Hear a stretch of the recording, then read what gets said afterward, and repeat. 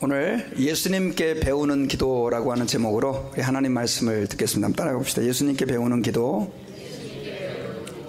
예, 그 조선에, 우리 한국의 옛날 이름이 조선이죠. 근데 조선에 그 선교의 문이 열리지 않았을 때 그 가장 먼저 사실은 정식 선교사라기보다도 한국에 들어오신 분들이 있었습니다. 뭐 선교사는 선교사인데 정식으로 받아들여지지 못했죠. 그분의 이름이 누구냐면 이제 구출라프, 그리고 토마스 선교사, 뭐 이런 분들인데, 토마스 선교사는 그 제너럴 셔머너라고 하는 배를 타고 오다가 대동강에서 바로 이제 순교하신 분이신데, 그러다가 이제 조선의 그 정책이 좀 바뀌어가지고요, 그 쇄국 정책이 좀 풀렸습니다. 그래서 조선에 들어와서 정식 선교사는 아니지만 이제 의사로 이렇게 들어왔던 분이 계신데, 그분의 이름이 누구냐면 알렌이라고 하는 의사이자 최초의 선교사라고 할 수 있죠. 하지만 그분은 공식적으로 선교사 직함을 낼 수가 없었습니다. 근데 이제 그 뒤에 본격적인 그 조선의 선교사님이 이제 최초로 공식적으로 들어오시게 됐는데, 그분의 이름이 누구냐면 아펜젤러라고 하는 분과 언더우드 선교사입니다. 그래서 한국의 최초의 선교사는 누구냐라고 말한다면 아펜젤러와 언더우드 선교사인데, 이제 이 아펜젤러 선교사님은 들어오시다가 이 그 미국 공사가 허락을 하지 않았어요. 그래가지고 결국은 일본으로 다시 가게 되는 그런 일이 있었는데, 어쨌든 이 감리교의 최초 선교사는 아펜젤러고 장로교의 최초 선교사는 언더우드라고 하는 분이 인천의 제물포항으로 제일 먼저 들어오게 됐습니다. 그렇게 들어오게 돼서 이제 선교사가 되게 됐는데, 사실은 이 언더우드 선교사님도 그렇고 그 다음에 아펜젤러 선교사님도 그렇고 처음에는 그 미국의 공사로 있던, 뭐 대사라고 말할 수 있죠, 그 폴크라고 하는 분이 거절을 했어요. 여기 못 들어옵니다. 안 됩니다. 더더군다나 이 아펜젤러 선교사님은 부인을 데리고 왔는데 여자를 데리고 들어온다는 것은 이 조선의 상황으로서는 말도 안 됩니다. 그래가지고 두 분 다 거절을 당했는데, 이 언더우드 선교사님은 이 폴크 공사에게 막 때를 썼어요. 제발 좀 나 괜찮다고, 할 수 있다고. 그러니까 당신은 그럼 선교는 못합니다. 그 대신 그 알렌이라고 하는 미리 오신 의사분을 도와서 좀 이렇게 할 수 있다고 허락을 받아가지고 그분이 이제 최초로 조선의 장로교 선교사로 선교를 시작하게 됐는데, 그분이 그 선교의 길이 얼마나 힘들었는지, 이제 이 사진이 바로 그 언더우드 선교사님의 사진입니다.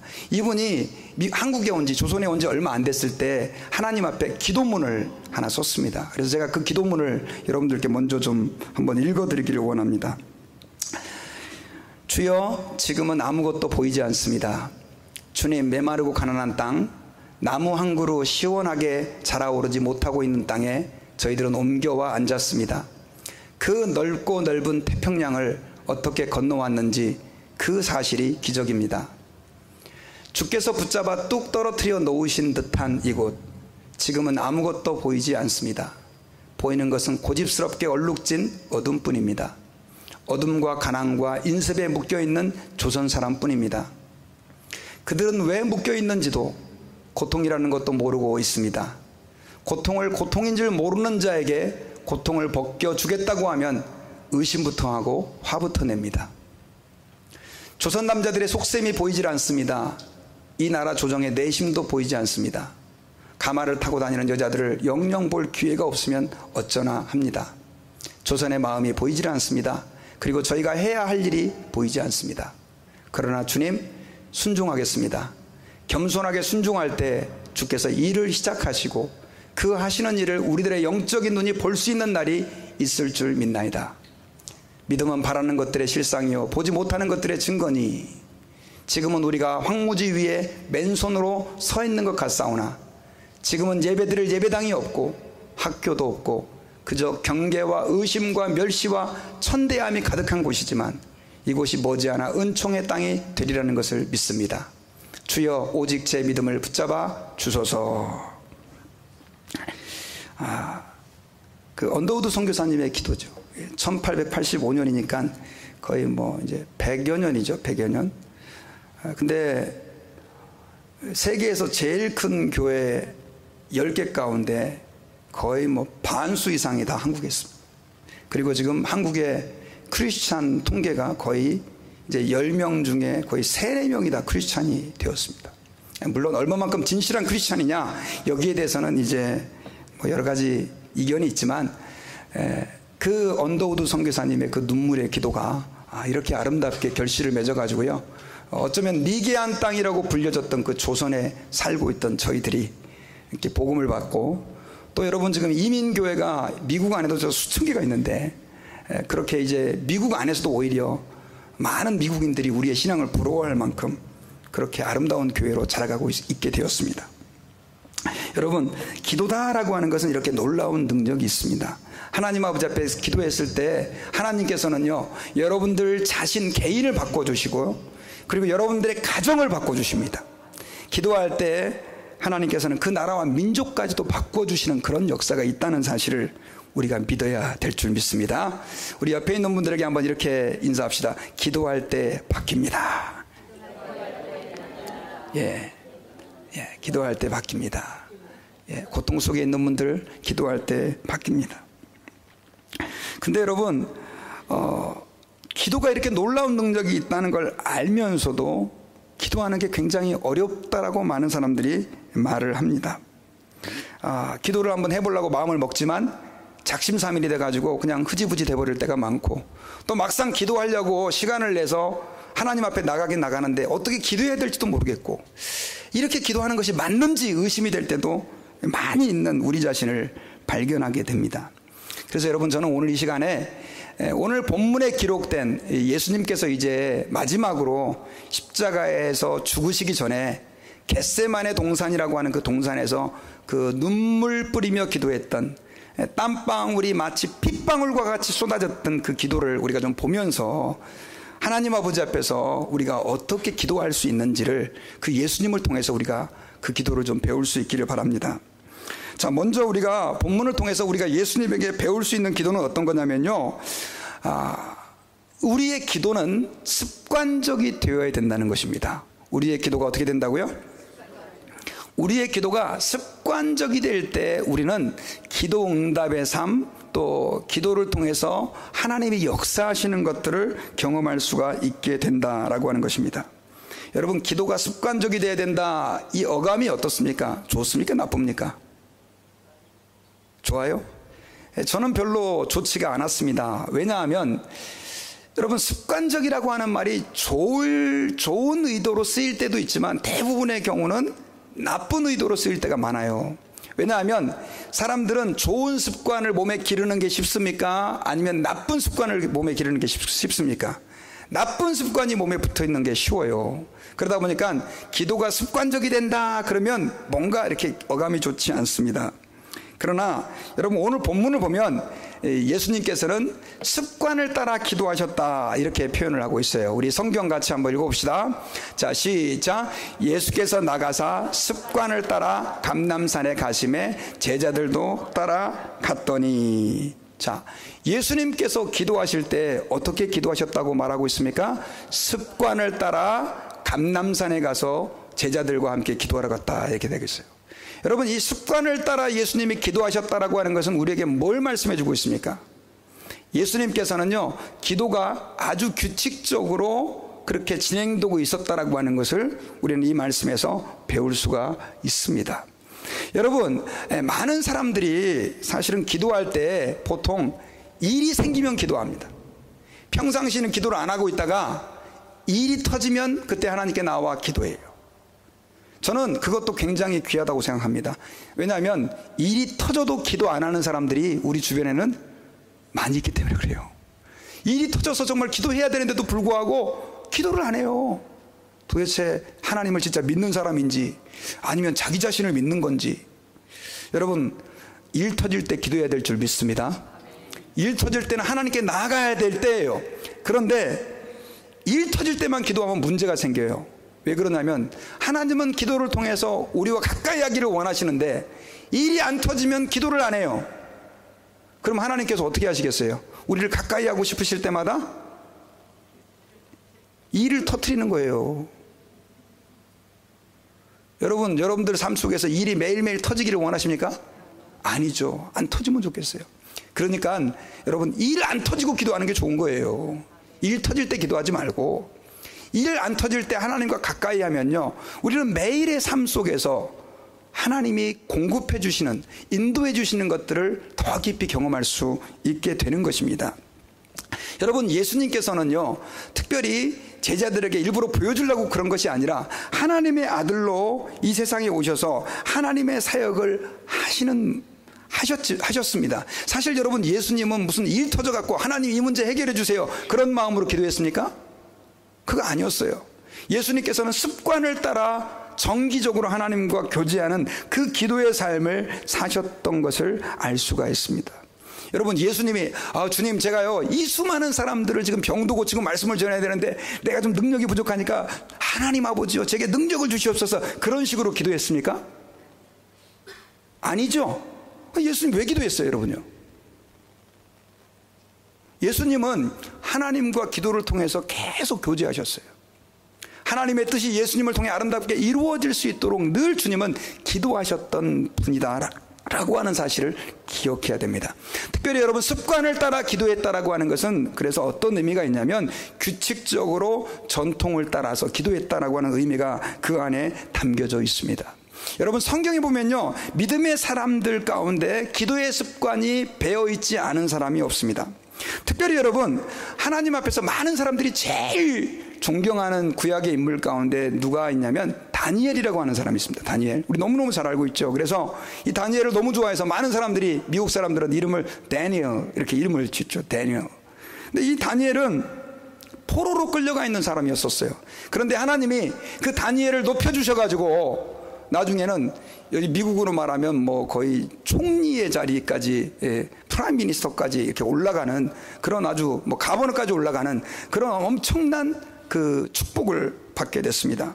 그런데도 불구하고 이 다니엘은 그렇게 높은 자리에 올라가서 그렇게 바쁜데도 불구하고 계속해서 그는 습관적으로 뭐 하는 사람이었습니까? 기도하는 사람이었어요. 하루에 몇 번씩 기도했어요? 3번씩. 하루에 3번씩. 여러분 한번 생각해 보세요. 얼마나 그 요직에 있는 사람이 바쁜데 그렇게 하루에 3번씩 시간을 내서 기도할 수 있었겠어요?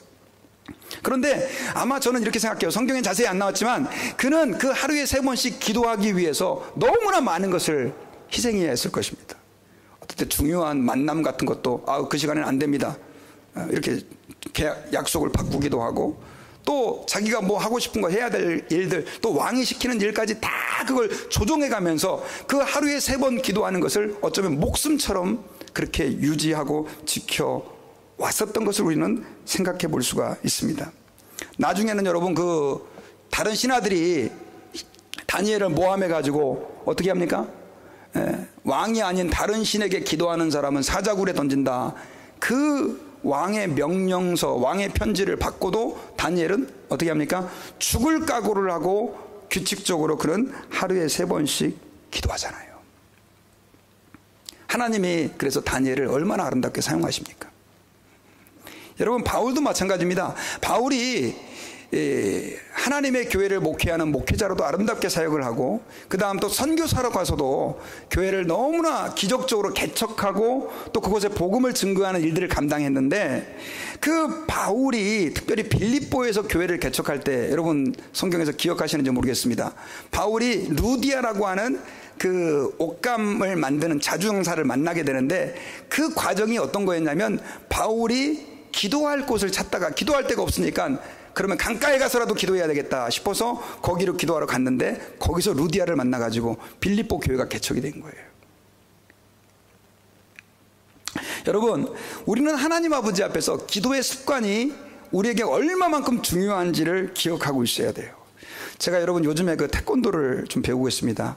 자그마치 지금 2달째 못 가고 있어서 아주 제가 우리 사범님한테 되게 미안한데, 근데 그 태권도를 제가 배울 때 그 사범님이 그런 얘기를 해요. 무슨 얘기를 하냐면, 자꾸 이렇게 기본 동작 태권도를 이렇게 연습을 하잖아요. 그러면 이 몸이 처음에는 내가 이렇게 막 이렇게 공격하면 이렇게 막아야지 뭐 이렇게 나가는데, 나중에는 이걸 자꾸 연습하다가 되면 생각보다 몸이 더 먼저 반응을 한대요. 그래가지고 이렇게 자기도 모르게 이렇게 방어가 된대요, 공격이 들어오면. 저는 아직까지 그 수준은 아니라서 잘 모르겠는데, 뭐 태권도뿐만이 아니죠, 여러분. 다른 운동도 마찬가지 아닙니까? 탁구 같은 경우도 탁구 잘 치시는 분들 계시지만 탁구 기본 동작 열심히 잘 해놓으면 나중에는 공을 저기서 탁 쳤는데 그냥 나도 모르는 사이에 몸이 딱 가가지고 거기서 탁 공격하고. 그러니까 얼마나 이 탁구 선수를 이 몸에 밴 거죠. 여러분 마찬가지입니다. 하나님 아버지 앞에서요, 기도라고 하는 것은 위기가 터졌을 때만 하는 게 아니라 하나님 아버지 앞에서 매일 우리의 몸에 배는 습관이 될 때 그것이 하나님 아버지 앞에서 아름다운 영적 도구로 저는 사용될 줄 믿습니다. 유럽에 여러분 흑사병이 돌았을 때가 있어요. 그때 유럽 인구의 3분의 1이 죽는 아주 큰 일이 생겼었습니다. 근데 그때 음모론이 돌았대요. 무슨 음모론이 돌았냐면 유대인들이 병기를 퍼뜨렸다. 유대인들이 병기를 퍼뜨렸다.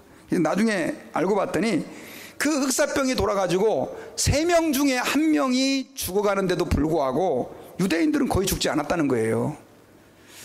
그래서 나중에 도대체 왜 그런가 봤더니 이 사람들은 계속해서 어떤 독특한 습관을 가지고 있었냐면 손을 씻고 목욕하는 게 아주 몸에 밴 거예요.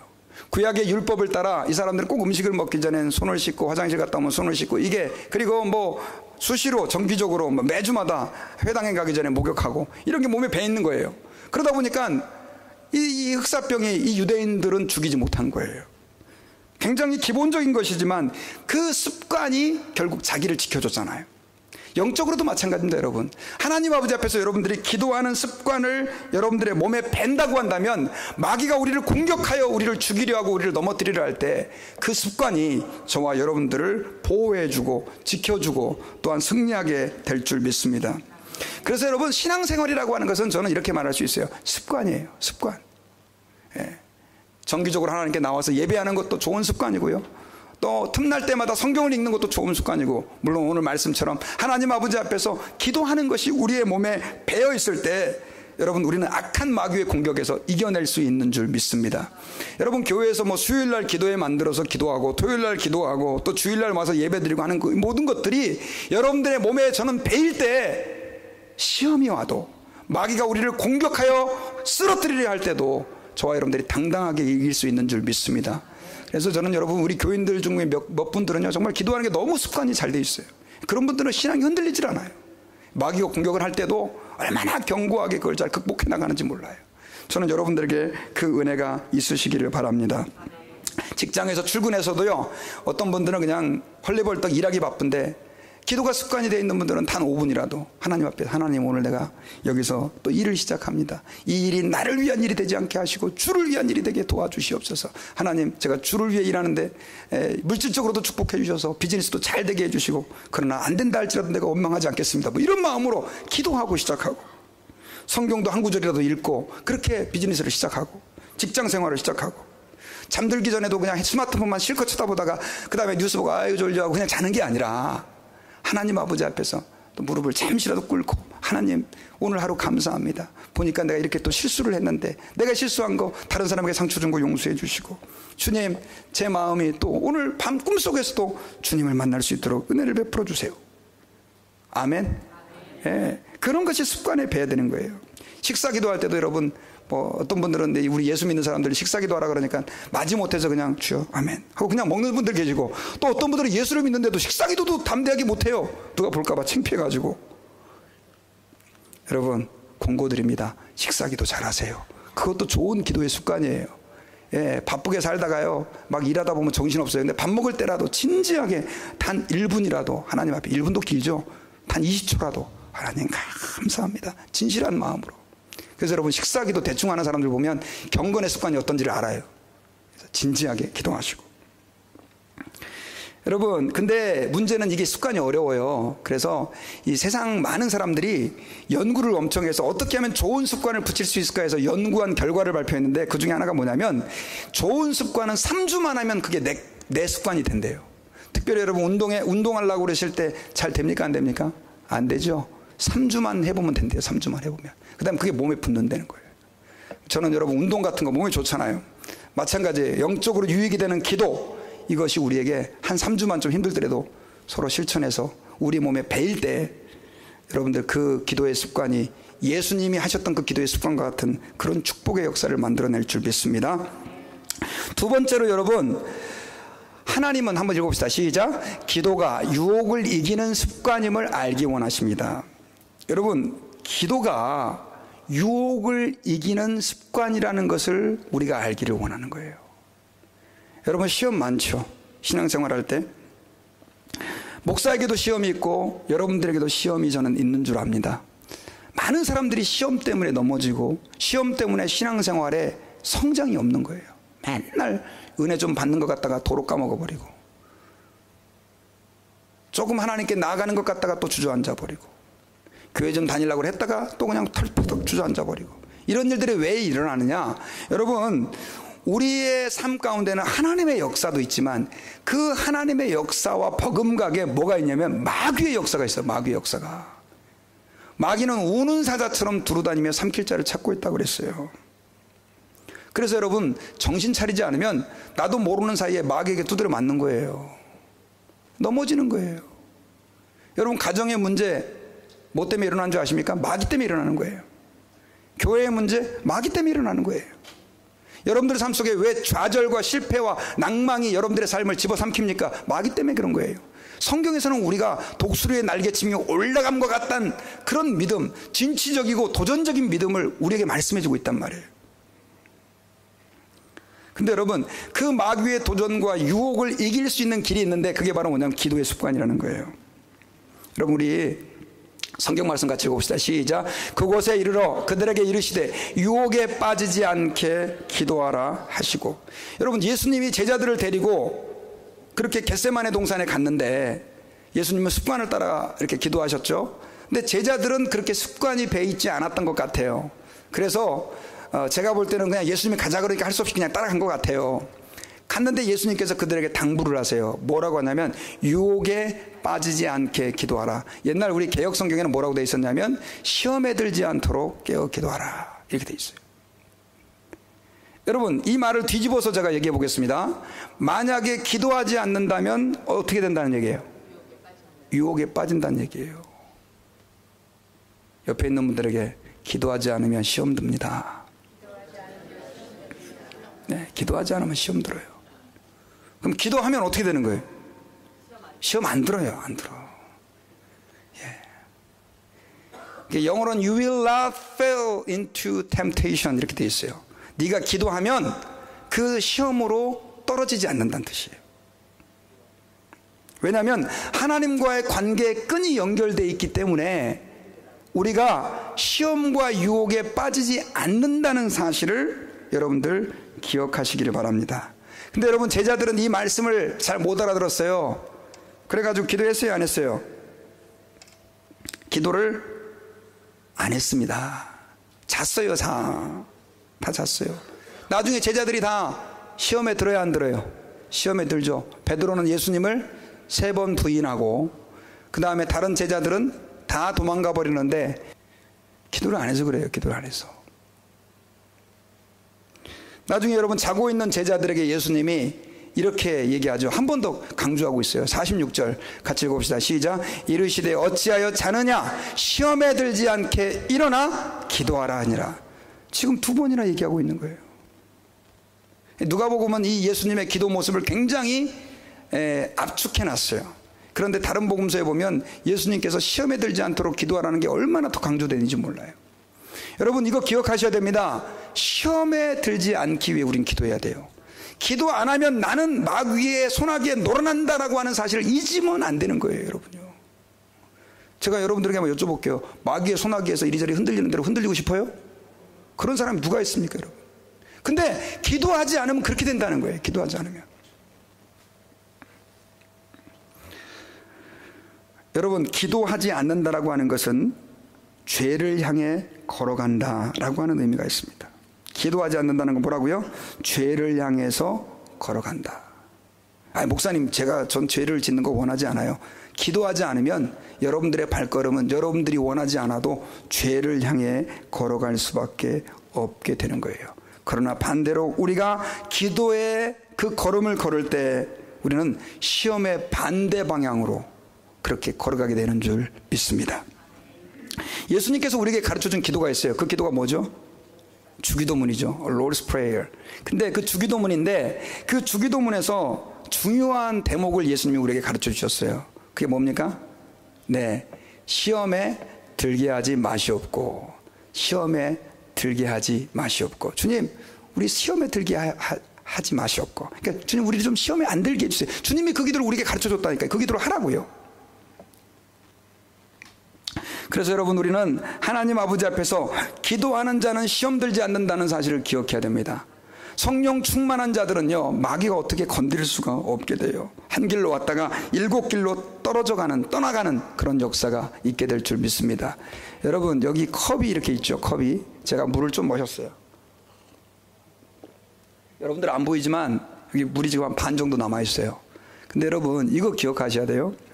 이 컵은 물이 반 남아 있는 게 아니라 나머지 반은 공기로 채워져 있는 거예요. 그렇죠? 아닙니까? 예.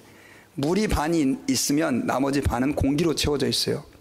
여러분들이 하나님 아버지 앞에서 기도하는 삶을 살지 않는 만큼 거기에는 마귀의 시험과 유혹으로 채워진다는 사실을 기억해야 돼요. 그래서 우리는 경각심을 가져야 되는 거예요. 그 다음에 세 번째로요, 여러분, 예수님께서는 우리에게 기도의 모습을 가르쳐 주실 때 기도할 때 외적인 모습도 굉장히 중요하다고 가르쳐 주고 있습니다. 자, 우리 성경 말씀 41절을 같이 한번 읽어보겠습니다. 시작. 그들을 떠나 돌 던질 만큼 가서 무릎을 꿇고 기도하여. 여러분, 돌 던질 만큼이라는 거리는 돌을 한 던지면 뭐 한 20m 날아갑니까? 그 정도 거리예요. 예수님께서 제자들한테 여기 와서 너는 기도해라 하고 예수님은 한 20m 떨어져서 지금 기도를 하신 거예요. 그런데 예수님께서 기도하실 때 어떤 모습으로 기도하고 계십니까, 여러분? 서서 기도하지 않고 무릎을 꿇고 기도하세요. 여러분, 그 당시 유대인들은 대개 어떻게 기도를 했냐면 서서 기도를 했어요. 예수님께서 왜 기도를 무릎 꿇고 하셨을까요? 여러분, 미국에서 사시는 분들은 아실 거예요. 무릎을 꿇는 게 이 서구 문화에서는 굉장히 어렵습니다. 특별히 여러분, 예수님이 무릎을 꿇고 기도한 것은 저는 그 모습을 보면서 누구를 떠올렸냐면 엘리야를 떠올렸습니다. 엘리야가 하나님께 기도할 때 비가 오기를 위해 기도를 하잖아요. 하나님 말씀을 듣고. 근데 엘리야가 무릎을 꿇고 기도해요. 성경에 보니까 그 머리를 무릎 사이에, 근데 제가 따라 해봤거든요. 제가 허리가 구부러져서 그런가 이게 안 돼요. 한번 해보세요, 집에 가서. 나이가 드신 분들은 이게 안 돼요. 이게 되지도 않아요. 또 더더군다나 이게 무릎이 안 좋아. 우리는 무릎이 연세가 드시면 무릎도 안 좋아지잖아요. 무릎 꿇는 것도 힘들어요. 근데 이 엘리야는 무릎을 꿇고 머리를 이 다리 사이에다가, 이건 여러분 하나님 앞에서 정말 간절히 기도하는 그 모습을 보여주는 거예요. 저는 예수님이 그 엘리야의 모습을 알고 있었던 것 같아요. 그래서 보통 그 당시 기도하는 사람들은 서서 기도했는데 예수님께서는 어떻게 기도하셨어요? 무릎을 꿇고. 그래서 저는 여러분들이 다 기도할 때마다 반드시 무릎 꿇어야 됩니다. 저는 그렇게 생각하진 않아요. 그런데 여기서 우리가 배울 수 있는 중요한 교훈이 있어요. 그게 바로 뭐냐면 예수님은 하나님 아버지 앞에 자신의 그 영어로는 attitude죠. 그 posture. 그러니까 이게 형태 자체도, 모습 자체도 하나님 앞에서 겸손한 모습, 그 다음 또 하나님이 받으실 만한 모습을 가지고 주님 앞에 나아갔다는 거예요. 여러분, 제가 왜 오늘 기도할 때 이 말씀을 드리냐면, 오늘날 현대인들이 가지고 있는 아주 잘못된 생각이 하나 있어요. 그게 뭐냐면, 하나님은 중심을 보시니까 아무렇지 않게나 기도해도 하나님은 다 들어주실 것이다. 맞아요? 틀려요? 이 상황에서 맞습니다 할 수는 없고, 또 속으로는 그게 내 생각인데 어떻게 아셨어요, 목사님? 그런 분들도 계실 줄 모르겠어요. 하나님은 중심을 보십니다. 그래서 여러분들이 누워서 기도해도, 밥을 먹다 마음으로 기도를 해도, 운전하면서 기도해도, 아니면은 일하면서 기도해도 다 들어주셔요. 아멘? 이거 노면하면 안 돼요. 다 들어주세요. 예수님도 그러면 누워서 기도하시지 피곤하신데 하루 종일 예수님 설교하시고 돌아다니고 복음 전하셨잖아요. 아이고 하나님 아버지, 이 잔을 내게서 지나가게 해주십시오. 누워서 기도하시지 왜 무릎 꿇고 기도하셨어요? 예수님의 마음이 몸으로 표현된 거예요. 여러분, 저는 이렇게 생각해요. 이 물이라고 하는 것은요, 컵이라고 하는 것에 담겨야만 해요. 마찬가지예요. 하나님 아버지 앞에 기도는요, 물론 주님은 중심을 보시지만 우리의 마음 자세와 우리의 태도, 몸적인 태도까지도 같이 표현되어지는 것이라는 사실을 우리가 여러분 잊어버리면 안 됩니다. 쉽게 말하면 우리가 기도할 때 왜 하나님 아버지 앞에 주의 은혜를 경험하지 못할 때가 많냐면 너무 기도를 성의 없게 할 때가 많은 것이죠. 기도하십시오. 그러면 저 기도해요 목사님. 운전하면서도 기도하고, 설거지하면서도 기도하고, 빨래하면서도 기도하고, 그 다음에 누워서도 자기 전에도 기도하고. 좋아요, 하셔야 돼요. 그거 하지 말라는 게 아니에요. 그거 하셔야 됩니다. 그러나 하나님 아버지 앞에 진지하게 우리의 자세를 갖춰서 예수님처럼 기도하는 그런 우리의 모습도 어떻다? 필요하다는 거예요. 여러분, 미국 사람들 굉장히 자유스럽잖아요. 그죠? 교회 올 때도 보면 어떻게 저런 복장을 하고 올 수 있을까? 그래서 미국에서 오래 사신 분들이 교회, 이렇게 한인교회 왔다가 시험 드는 경우가 많죠. 짧은 바지 입고 오고, 막 이렇게 나시 입고 막 오고, 여자분들. 그럼 또 반드시 한 소리 듣죠. 교회 올 때 그런 옷을 입고 어떻게, 이런 얘기 막 듣지 않습니까? 근데 여러분, 그렇게 자유스러운 미국인들이라 할지라도요, 공식적인 석상에 갈 때는 반드시 정장을 차려입고 포멀한 드레스를 입고 가는 거 아십니까? 여러분, 저는 이렇게 생각해요. 하나님 아버지 앞에 우리는 두 가지 기도를 같이 해야 됩니다. 자유스럽게 늘 주님과 기도하는 기도도 해야 되겠지만, 그렇게 하나님 앞에 내 자세를 갖추고 주님 앞에 나아갈 수 있는 그런 시간들이 필요해요.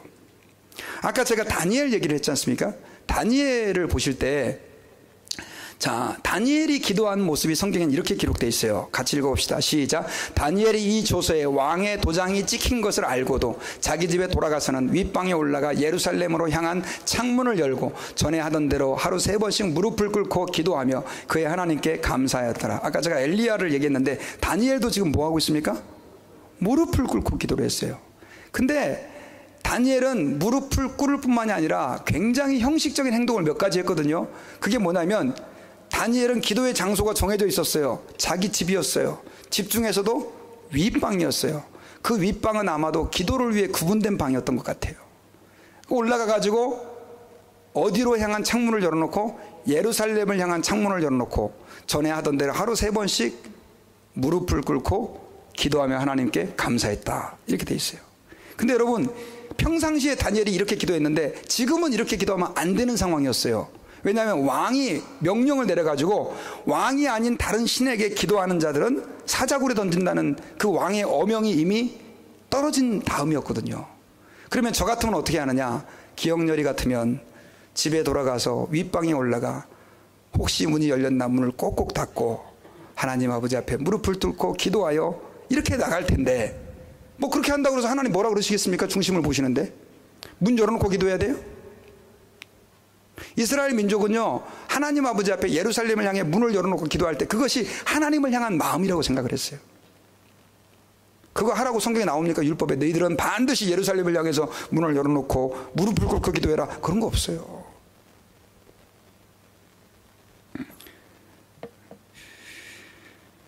여러분, 저는 여러분들에게 부탁드립니다. 여러분들은 정말 얼마나 진지하게 기도하고 또 기도해 오셨고 기도를 해보신 적이 있으십니까? 하나님 아버지 앞에 여러분 진짜 한번 다니엘처럼, 엘리야처럼, 예수님처럼 여러분들의 삶의 문제를 가지고 여러분들이 정해진 장소에서 무릎을 꿇고 하나님께 나아가 보세요. 그냥 누워서 기도하고 그냥 대충대충 차 운전하면서 마음으로 기도하고 그것보다도 단 5분 그렇게 진지하게 기도했을 때 여러분들은 훨씬 더 강력한 하나님의 임재를 경험하게 될 줄 믿습니다. 그런 의미에서 여러분, 우리의 마음의 자세는 기도를 담는 그릇이라고 말할 수도 있는 것이죠. 여러분, 그래서 저희들은 하나님 아버지 앞에서 예배할 때도 여러분, 그냥 저는 여러분들이 웬만하면 다리 꼬지 않고 예배를 드렸으면 좋겠어요. 우리 한국 문화는 이렇게, 여러분, 제가 저 앞에서야 뭐 다 연세 드신 분들 많은데 뭐 다리 꼬는다고 무슨 상관이 있습니까? 여러분, 만약에 연세 드신 어른 스승님을 딱 만났어요. 그렇죠? 스승님을 딱 만났는데 아이고 오랜만입니다 하고 다리 탁 꼬고 앉아가지고 아이고 선생님 잘 지내셨습니까? 그러신 분 계십니까? 안 계시죠? 근데 우리 하나님 앞에 예배 드리면서 다리 꼭 턱 긁고서 뒤로 턱 기대가지고, 주님은 중심을 보시니까 no problem. 하지만 하나님 앞에서 우리가 마음을 한번 담아보는 거죠. 저는 여러분들 정죄하고 싶지 않아요. 찬송 부를 때요, 여러분 왜 일어서서 하시는 줄 아십니까? 다리도 아파 죽겠는데 목사님 자꾸 일었다 앉았다가. 찬송 부를 때만큼은 최소한 하나님께 우리가 예의를 갖추자는 면에서 하나님께 일어서는 거예요. 제가 지난주에 그 수업을 받으면서 이제 어떤 교회에 방문을 좀 하게 됐는데, 그 교회 갔더니 성경을 봉독할 때 교인들이 다 일어나더라고요. 성경 봉독할 때. 왜입니까? 하나님의 말씀을 듣기 때문에 그 자리에서 일어난다는 거예요. 하나님에게 대한 외형적인 거죠. 여러분, 우리 기도할 때 부르짖어 기도하잖아요. 꼭 하나님이 뭐 귀가 잘 안 들리십니까? 꼭 부르짖어 기도해야 됩니까? 아니죠. 우리가 하나님께 부르짖어 기도한다는 것은 내 마음과 열정을 거기에 싣는다는 거예요. 손을 들어야 하나님이 우리를 봅니까? 하나님이 너무 사람들이 많아가지고 기도하는 사람들이 많아서 잘 안 뛰는데, 저놈 손 들었네. 저놈이 뭐라고 기도하나 보자. 그렇게 해서 하나님이 우리 기도 들어줍니까? 그거 아니거든요, 여러분요. 기도, 일어서서 기도 안 해도, 무릎 꿇고 기도 안 해도, 손 안 들어도 하나님은 보시지만 우리의 간절함을 그렇게 하나님께 가지고 나가는 거예요. 그렇게 될 때 주님은 우리를 주목하시는 거예요. 그 다음 마지막으로 예수님의 기도는 어떤 기도였느냐? 한번 따라해 봅시다. 숨김없는 기도를 하나님은 원하십니다. 제가 이 기도에 대해서 두 번 나눠서 설교를 하려고 합니다. 오늘 이제 첫 번째 시간인데, 여러분, 예수님은 기도를 통해서 숨김없이 자기 자신을 하나님께 아뢰이는 기도를 드렸습니다. 자, 우리 42절 말씀 같이 한번 읽어봅시다. 시작. 이르시되 아버지여, 만일 아버지의 뜻이거든 이 잔을 내게서 옮기시옵소서. 그러나 내 원대로 마시옵고 아버지의 원대로 되기를 원하나이다 하시니. 여러분, 여기서 굉장히 중요한 예수님의 그 기도를 우리가 한 가지 엿볼 수 있는데, 그게 뭐냐면 예수님이 지금 하나님께 뭐라고 기도하고 있습니까? 아버지여, 만일 아버지의 뜻이거든 이 잔을 내게서 옮기시옵소서. 이게 무슨 뜻이에요? 이 잔은 십자가예요. 십자가. 벌거벗겨져서 채찍에 맞으시고 그렇게 조롱받으며 침뱉음 당하며 죽어가는 그 십자가. 근데 하나님, 혹시 다른 플랜이 있다면, 다른 계획이 있다면 나 그 십자가 안 지고 싶습니다. 그런 얘기예요. 예수님이 지금 이렇게 기도하는 거예요. 하나님, 나 그 솔직히 십자가 안 지고 싶습니다. 혹시 하나님 다른 플랜이 있으시면 그거 치워주시고 딴 걸로 좀 해주세요. 여러분, 근데 예수님이 그 기도를 했다는 것이 굉장히 충격적이지 않습니까? 예수님은 이렇게 얘기를 했어요. 내가 온 것은 양으로 생명을 얻게 하고 더 풍성히 얻게 하려 함이시라. 내 목숨을 많은 사람의 대속물로 주려 합니다. 예수님이 이 땅에 자기 생명을 주기 위해서 오셨어요. 예수님은 십자가에 죽으시기 위해 오신 분이세요. 맞아요, 틀려요? 맞죠? 근데 예수님이 이렇게 기도하는 거예요. 아버지, 할 만하거든 이거 좀 치워주세요. 그만큼 예수님도 인성을 가진 예수님이었기 때문에 십자가가 고통스럽고 힘든 거였어요. 그거 하나님께 그대로 아뢰는 거예요. 우리 같으면 어떻게 예수님께서 그런 기도를 들으시지? 예수님도 저런 면이 있었나? 나중에는 이제 아버지의 원대로 되기를 원하죠. 제가 다음 주에 이제 설교할 내용인데. 근데 여러분, 여기서 일단 기억해야 될 것이 있어요. 그게 뭐냐면 우리의 기도가 가식적이 되어서는 안 된다는 거예요. 예수님의 기도는 진실하게 자기의 마음을 하나님 아버지 앞에 표현하는 기도였어요. 여러분, 기도의 가장 첫 번째 조건은 뭔지 아십니까? 기도는 꾸미면 안 되는 거예요. 세리가 하나님의 전 앞에 나와가지고 뭐라 그랬습니까? 감히 자기는 부끄러워갖고 뭐 하나님께 요청도 못했어요. 그냥 주여 죄인입니다. 주여 죄인입니다. 그러고 왔다고. 바리새인은 잘난 척 엄청 했잖아요. 하나님이 은혜를 주셔가지고 내가 11조도 잘하게 해주시고, 하나님의 은혜를 주셔가지고 내가 일주일에 2번씩 금식도 하게 하시고, 하나님의 은혜를 주셔가지고 내가 이렇게 사람들을 잘 말씀으로 야육할 수 있게 해주신 것을 감사합니다. 하나님 받았습니까? 안 받았어요. 여러분, 많은 사람들이 왜 하나님 앞에 상달되는 기도를 못하느냐면 자기 마음을 속이는 거예요. 자꾸 자기 마음을 속여. 여러분, 주님은요 다 알아요. 다. 옆에 있는 분들에게 주님은 다 압니다. 숨기지 마십시다.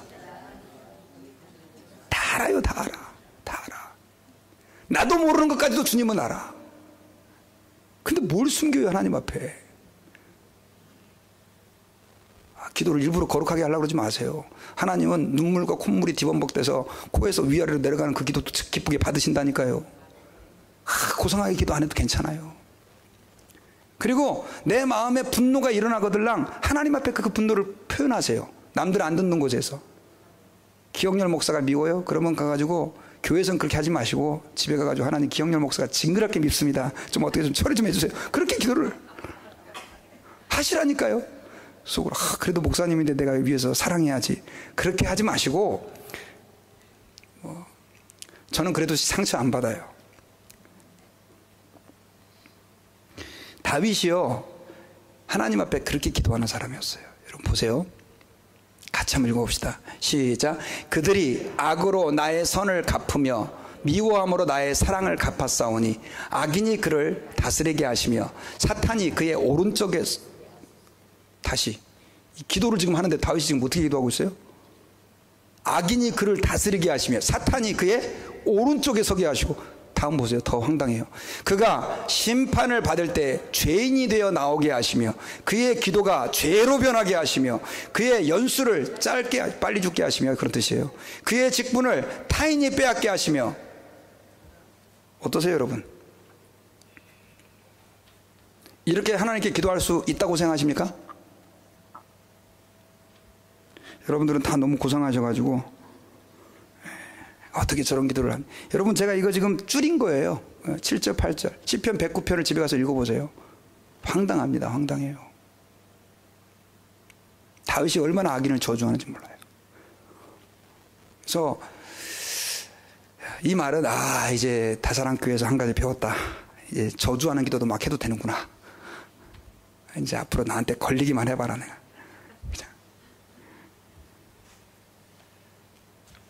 근데 여러분 시편 109편에 30절 저 뒷부분에 가면요, 다윗이 이렇게 하나님께 고백해요. 내가 입으로 여호와께 크게 감사하며 많은 사람 중에서 찬송하리니. 답답하고 분노스럽고 그 상처받은 그 마음이 하나님의 임재 앞에서 치료가 된 거예요. 그러니까는 막 이 분노가 이제는 뭘로 바뀌어버린 거예요? 찬송으로 바뀌어버린 거예요. 찬송으로. 여러분 하나님이 그 기도 다 들어주면 이 세상에 살아날 사람 하나도 없어요. 그렇잖아요. 그러니까 여러분 하나님이 그런 기도는 안 들으니까 여러분들의 마음을 하나님 앞에 진실하게 어떻게 해요? 가지고 가서 표현하시기를 주 이름으로 부탁드립니다. 억울한 일 당했을 때 하나님 나 억울해요. 답답할 때 하나님 나 답답해요. 괜히 안 답답한 것처럼, 괜히 잘난 것처럼, 창세전에 세상을 만드시고 나 같은 죄인을 구속하여 주셔서 감사합니다, 이런 기도 하지 마시라고요. 진실하게 하나님께 하나님 나 힘들어요. 나 정말 교회도 다니기 싫고요. 하고 그냥 집에서 확 뛰쳐나갔으면 좋겠고. 근데 남들 안 들을 때 해야 됩니다. 그거는 또 들으면 시험 듭니다. 옆에서 자식들 있잖아. 자식들 미울 때 있잖아요. 자식들이 하나님 앞에 가가지고 토해놓으세요. 토해놓으세요. 제가 우리 딸내미를 둘 다 어스틴에 이제 아파트로 보내놨는데 우리 막내딸이 전화가 왔어요. 아빠, 언니가 날 잘 케어를 안 해줘. 왜 이렇게 그 언니가 미운지. 그래가지고 이 녀석 내가 이제 앞으로 내가 이럴 수가 있어. 언니가 동생을 챙겨야지. 근데 오늘 새벽에요, 제가 이제 새벽에 좀 일찍 일어나서 말씀을 준비하다가 너무 피곤해서 잠깐 한 30분 개방해서 그 아이 방이 비어 있으니까 침대에 누워서 한 30분 잠깐 눈을 붙였는데 꿈을 꾼 거예요. 무슨 꿈을 꿨냐면 걔랑 막 얘기하고 있는데 내가 이렇게 길을 가는데 갑자기 오토바이가 또 오더니 얘를 바로 앞에부터 푹 받아버리는 거예요. 그러니까 공중으로 날아가 푹 털푸덕 쓸어서 기절한 거예요. 그래서 내가 얘 하면서 벌떡 깬 거예요. 그러고 나니까 내 마음속에 막 너무 막 이게 슬프고 힘들어요. 잠시라도 미워했던 거 하나님 용서해 주세요. 그래서 기도했어요. 하나님 제발 좀 나쁜 일 우리 딸에게 안 일어나게 해주세요. 그런 마음으로. 여러분, 우리의 그 연약한 감정 하나님이 아십니다. 그래서 하나님 앞에 있는 그대로 가지고 나가세요. 하나님이 못 받아줄 여러분들의 탄식, 기도 없어요. 다 내려놓으세요. 그러면 오늘 시편 109편 30절 말씀처럼 여러분들의 탄식이 변하여 찬송이 되게 되는 일이 빨리 오게 될 줄 믿습니다. 저는 말씀의 결론을 맺겠습니다.